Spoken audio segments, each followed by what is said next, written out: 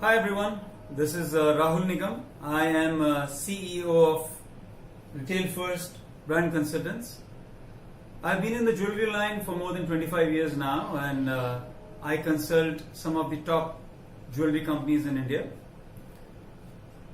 In this duration, I found a lot of people who had various queries as to how one should actually go ahead and buy gold jewelry and how to ensure that you buy the right price, the right purity, the right variety, good exchange, buyback.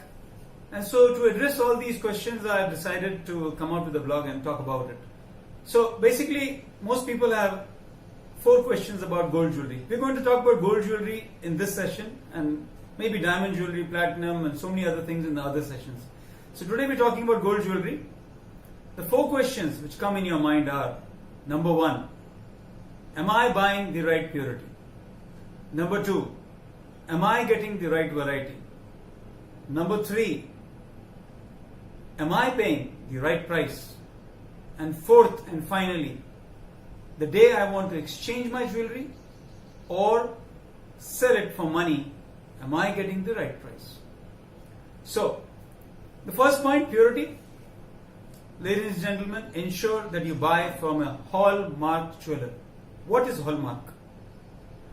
Government of India, Bureau of India standards approved hallmarking centers laser inscribe a hallmarking mark on each piece of jewelry with another mark of 916, which is 22 carat. 916 is of 22 carat. Various other purities have different purity hallmarks, like 750 is for 18 carat. So, when we're talking about gold jewelry right now, most of the country buys 22 carat, and 22 carat means 916.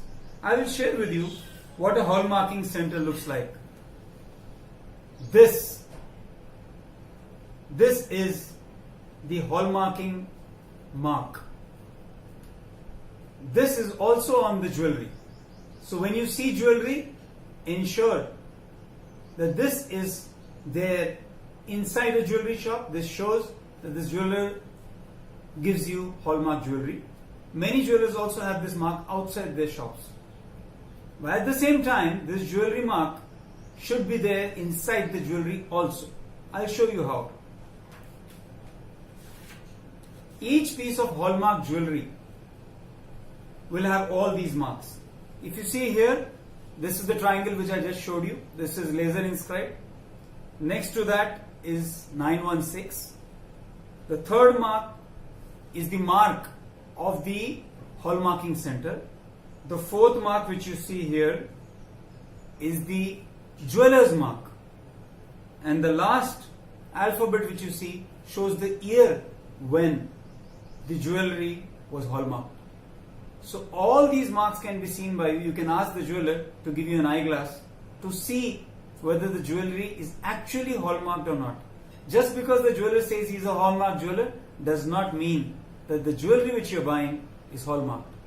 Your jewelry which you're buying is hallmarked is only when all these marks are inside the jewelry. Okay?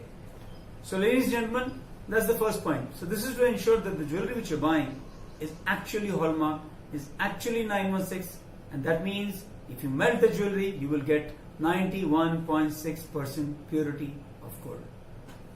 The next point, variety. My suggestion is, do visit jewelers, at least 3 to 4 jewelers in your city who have been there for years, who are renowned, or even corporate jewelers. It could be a new jeweler also, that's not an issue. But at least they should be medium-sized jewelers. This is to ensure that maybe a few years down the line, when you need to sell or buy back or exchange, they're there. Alright? So jewelers who've been there for many years, more or less stay. So do visit 3 to 4 jewelers.